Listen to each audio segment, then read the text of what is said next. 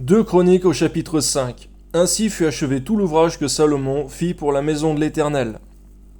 Puis il apporta l'argent, l'or et tous les ustensiles que David son père avait consacrés, et il les mit dans les trésors de la maison de Dieu. Alors Salomon assembla à Jérusalem les anciens d'Israël et tous les chefs des tribus, les chefs de famille des enfants d'Israël, pour transporter de la cité de David, qui est Sion, l'arche de l'alliance de l'Éternel. Tous les hommes d'Israël se réunirent auprès du roi pour la fête qui se célébra le 7e mois. Lorsque tous les anciens d'Israël furent arrivés, les Lévites portèrent l'arche.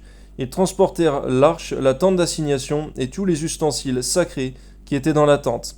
Ce furent les sacrificateurs et les Lévites qui les transportèrent. Le roi Salomon et toute l'assemblée d'Israël, convoqués auprès de lui, se tinrent devant l'arche. Ils sacrifièrent des brebis et des bœufs qui ne purent être ni comptés ni nombrés à cause de leur multitude.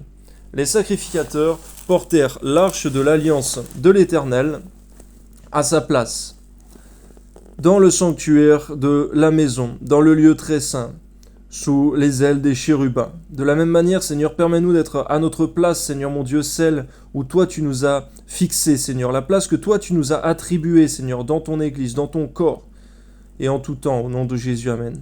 Les chérubins avaient les ailes étendues sur la place de l'arche, et ils couvraient l'arche de ses barres par-dessus.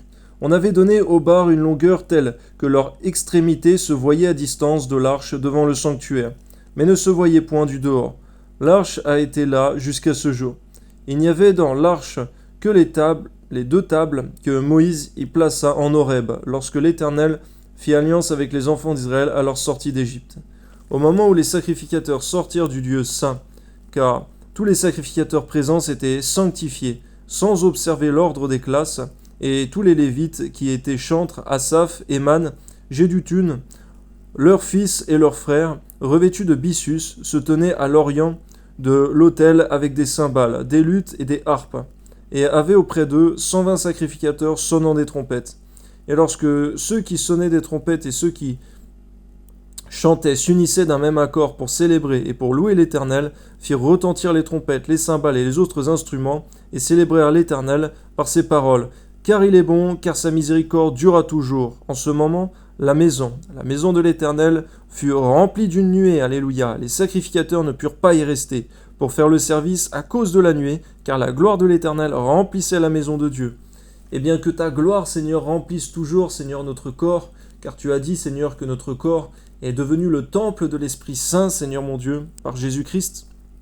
Et permets également, Seigneur, que ta nuée puisse remplir également, Seigneur mon Dieu, nos églises, Seigneur mon Dieu, et que nous puissions ainsi, Seigneur, par ta grâce, marcher dans toute ta saine doctrine, toutes tes voies, Seigneur. Tu puisses toujours prendre plaisir, Seigneur mon Dieu, à nos assemblées. Que ton nom soit glorifié, Père très saint, au nom de Jésus. Alléluia. Amen.